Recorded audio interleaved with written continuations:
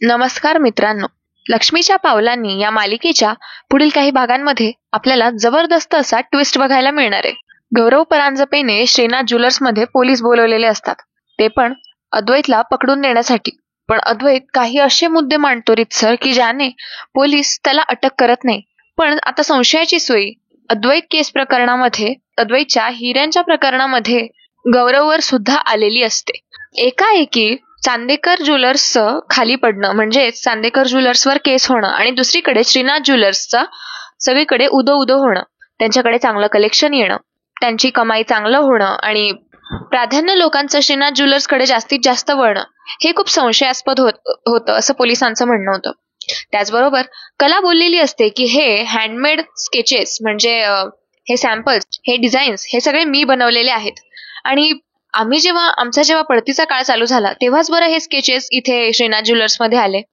म्हणजे काहीतरी पाणी मुरतंय आणि तुम्ही याची चौकशी करावी असं कला पोलिसांना सांगत असते. तेव्हा पोलीस म्हणतात की बरोबर आहे तुमचं, ह्या डिझाईन्स आम्ही आमच्याकडे ठेवून घेतो, तुम्ही यातल्या सध्या कुठल्याही डिझाईन्स फॉलोअप करू नका असं म्हणत पोलीस आता म्हणतात की जे काही होतंय त्याच्या मागे कोण आहे हे सापडलं पाहिजे.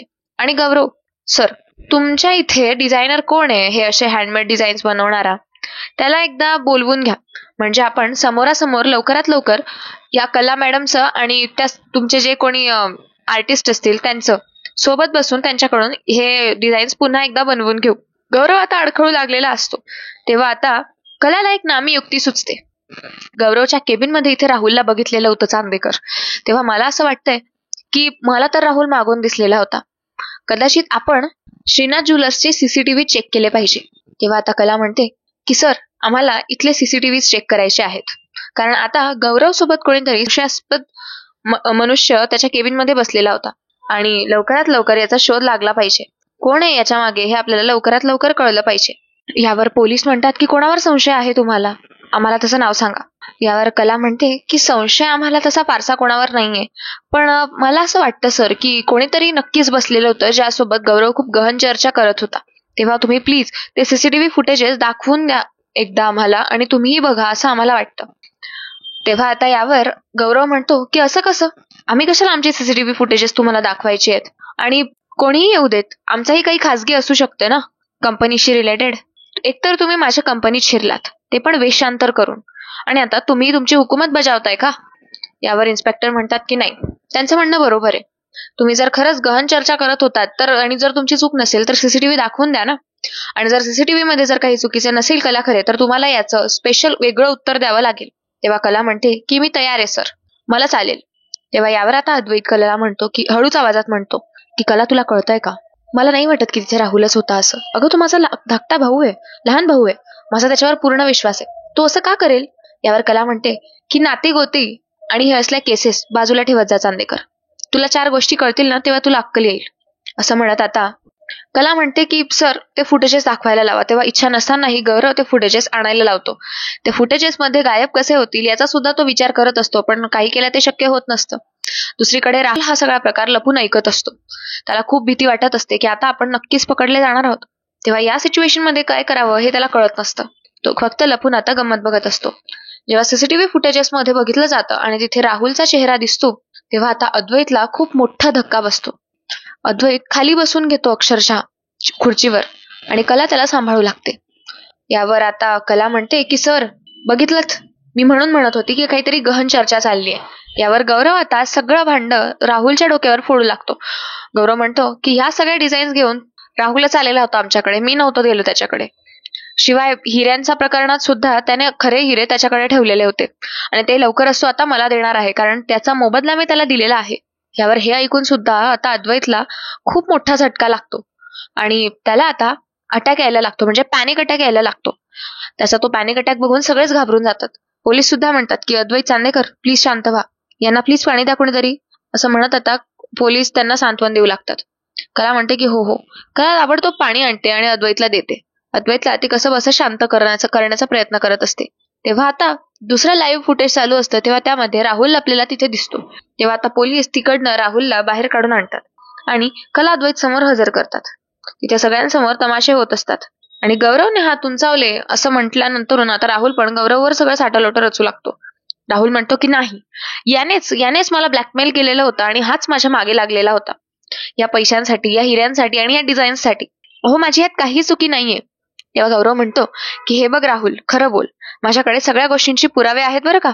तेव्हा आता राहुल तिथे निशब्द होऊन जातो आणि कला आता राहुलला सनसनीत कानाखाली मारून देते. कला म्हणते की तुला लाज नाही वाटली हे सगळं करताना? अरे, तुझ्या भावाला तुझ्यावर किती विश्वास होता आणि तू काय केलंस? हा एवढा मोठा विश्वासघात. यावर इन्स्पेक्टर साहेब सुद्धा म्हणतात की हा तुमचा धाकटा भाऊ आहे ना, अद्वैत चांदेकर. तेव्हा अद्वैत आता हो म्हणू लागतो. अद्वैतला खूप वाईट वाटलेलं असतं. अद्वैत खूप संतापात असतो आणि अद्वैत आता राहुलला ओढतच घेऊन जाण्याचा प्रयत्न करतो. यावर आता पोलीस म्हणतात की अहो, तुम्ही याला असं नाही नेऊ शकत, याला तुम्ही आधी आमच्या ताब्यात द्या. यावर आता अद्वैत म्हणतो की हा पुरावा कधी सिद्ध करायचा हे आमच्यावर आहे साहेब. तेव्हा आता आम्हाला प्लीज याला घरी घेऊन जाऊ द्या. घरच्यांसमोर, सगळ्यांसमोर आता याला उत्तर द्यावं लागणार आहे. तेव्हा आता इन्स्पेक्टर साहेब ते परमिशन देतात. पण तेव्हा सुद्धा राहुल सुरुवातीला सगळं साटलोटवर लोटण्याचा प्रयत्न करत असतो. तेव्हा गौरव त्याला विरोध करतो आणि प्रूफ दाखवेन असं म्हणतो. इतक्यात आता इन्स्पेक्टर साहेब सुद्धा तिथून जाऊ लागतात आणि गौरव डोक्याला हात लावून बसतो. सगळ्या स्टाफ समोर त्याची नाचक्की झालेली असते आणि मेन म्हणजे त्याचा आता परत पडतीचा काळ सुरू होतो की काय याची भीती आता त्याला वाटत असते, म्हणजेच गौरवला वाटत असते. कारण गौरवने सगळे डिझाईन्स लॉन्च करून टाकलेले असतात, पण ते सगळे ऑलरेडी कला चांदेकरचे असतात. त्यामुळे आता सगळे लोक त्याला चीटर, ट्रेटर म्हणतात की काय असं त्याला वाटत असतं. तर दुसरीकडे अद्वैत आता ओढतच राहुलला घरी घेऊन जात असतो. घरी घेऊन गेल्यानंतरून अद्वैत आता सगळ्यांसमोर राहुलला हजर करतो आणि म्हणतो की हे बघा, आता सगळे खाली येऊ लागतात. सगळे आबादार तिथे ऑलरेडी बसलेले असतात. रोहिणी आणि नयना सुद्धा तिथे येऊ लागतात. आता यावर अद्वैत म्हणतो, हा बघा, हा होता खरा गुन्हेगार. घरातल्या घरात तुला अफरातफरी आणि चोरी करताना राहुल लाज नाही वाटली? अरे, तुझा माझा धाकटा भाऊ म्हणत मी तुला कायम डिफेंड करत राहिलो आणि हे तू काय केलंस? तेव्हा आता रोहिणी चवताळून उठते, कारण तिच्या मुलाला बोललेलं तिला आवडत नसतं. ते आता अद्वैतवर धावून येते आणि म्हणते, अद्वैत, पुन्हा सुरू झालं का तुमचा हा खेळ? काय सारखं सारखं माझ्या मुलाला टार्गेट करत असतात? तुमची इच्छा आहे का आम्ही इथून निघून जावं? ठीक आहे, हरकत नाही, आम्ही इथून निघूनच जातो. तेव्हा आता आबा म्हणतात, रोहिणी जरा शांत बस. अद्वैत जर ठामपणे बोलतोय म्हणजे नक्कीच त्याच्या हातात काहीतरी ठोस पुरावा आहे. तेव्हा अद्वैत म्हणतो, हे बघ आत्या, आजपर्यंत मी तुझ्या मताचा सुद्धा खूप आदर करत आलो, पण मी या सगळ्या गोष्टी पुराव्यानिशी बघितलेल्या आहे. तेव्हा रोहिणी म्हणते, हो का, या कलाच्या सांगण्यावरून? यावर अद्वैत म्हणतो, अगं, कला तर मला खूप आधीपासून सांगत होती. जेव्हा तिने सांगितलं, कदाचित तेव्हा जर मी हे ओळखून घेतलं असतं तर आज ही वेळ आली नसती. तुला माहिती राहुल, मला कला तुझ्या चुका दाखवून देण्याचा पूर्ण प्रयत्न करायची की बघ, तुझा भाऊ इथे चुकतोय, पण तरी सुद्धा मी तुला पोटात घालत होतो, तुझ्या प्रत्येक चुका पोटात घालत होतो, तुला पाठीशी घालत होतो. आणि तू काय केलंस? सगळ्या चुका, सगळ्या गोष्टी मैदानात आणून सोडल्यास. तेव्हा आता राहुल म्हणतो, अरे दादा, माझं ऐक तर खरं. तेव्हा अद्वैत म्हणतो, एक शब्द बोलू नकोस, तुझ्या तोंडातून आणखीन खोटं ऐकायचं नाहीये मला. यावर कला पण म्हणते की राहुल, तुझ्याकडनं खरंच हे अपेक्षित नव्हतं. अद्वैत तुझी खूप बाजू घ्यायचा, पण तू आपल्याच भावाला फसवण्यासाठी हे सगळं केलंस.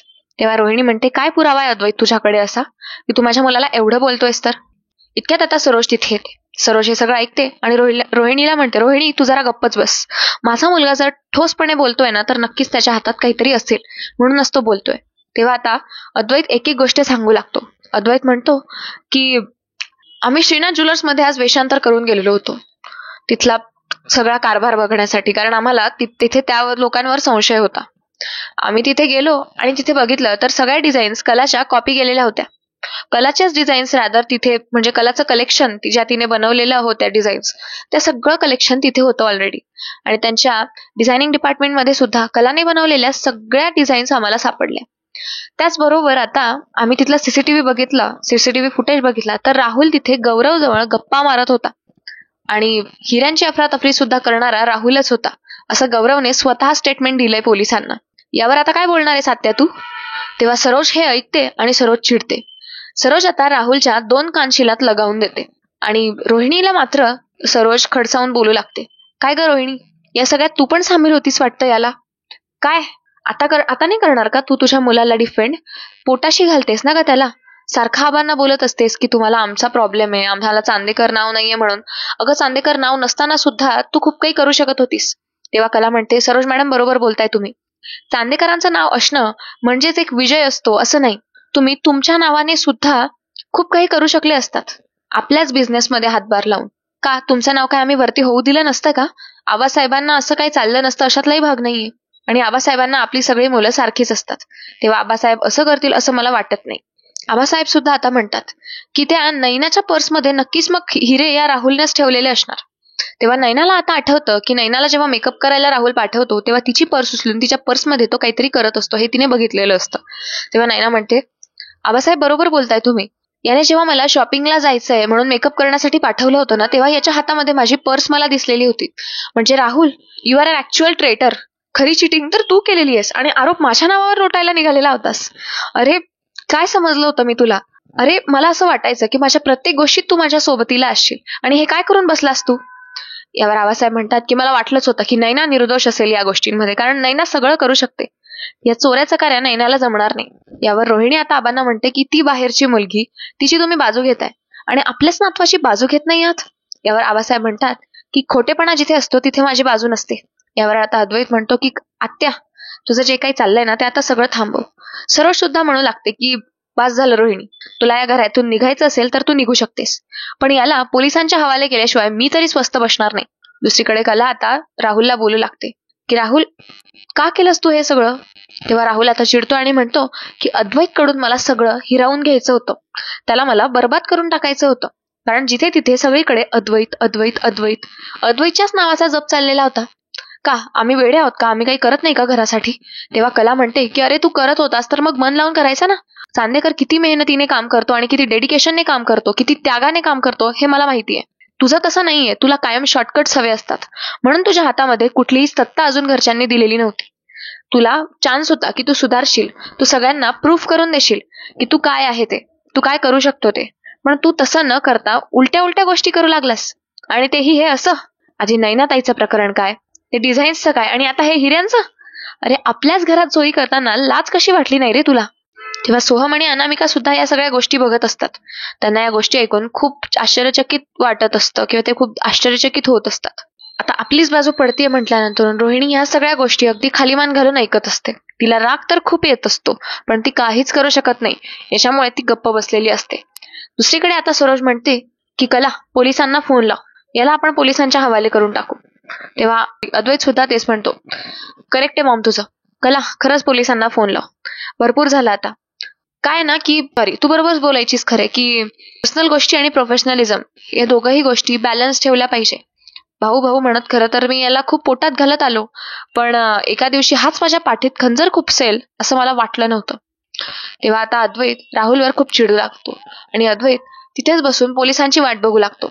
इतक्यात पोलीस तिथे येतात. आबासाहेब आता पोलिसांना म्हणतात, इन्स्पेक्टर साहेब घेऊन जा याला. तेव्हा आता रोहिणी आबासाहेबांच्या पाया पडू लागते. सरोजच्या सुद्धा ती विनवण्या करू लागते की प्लीज सरोज, माफ करून दे त्याला, त्याच्याकडून चुकी झाली, मला खरंच माहिती नव्हतं की त्याने असलं काही केलेलं असेल. रोहिणी आता जसं तिला काही माहितीच नाहीये असं दाखवत असते, पण सरोज रोहिणीचं काहीही ऐकून घेत नाही. रोहिणी घरात सगळ्यांच्या पाया पडते, अगदी नैनाला सुद्धा म्हणते की नैना नैना बघते तुझ्या नवऱ्याला अटक करून घेऊन जात आहे. अगं तू अशी कशी ऐकून घेऊ शकतेस? अडव ना पोलिसांना, सांग सगळ्यांना, काही समजव. कला तुझी बहीण आहे ना, तिला अडव. यावर आता नैना काहीच न बोलता तिथून निघून जाते. तर दुसरीकडे रोहिणी आता कलाला सुद्धा विनवण्या करू लागते की कला प्लीज प्लीज कला, एकदा माफ करून दे त्याला, त्याच्याकडून चूक झाली, कदाचित तो बालिश आहे, तो लहान आहे, म्हणून त्याने कदाचित या चुका केलेल्या असतील. यावर आता कला म्हणते की रोहिणी मॅडम, तो इतकाही लहान नाहीये, अहो लग्न झालंय त्याचं, आणि तो काय बालिशपणा करणार? अद्वैतच्या वाईटावर कायम तो उठलेला होता, तेव्हा मी आता काहीच करू शकणार नाही.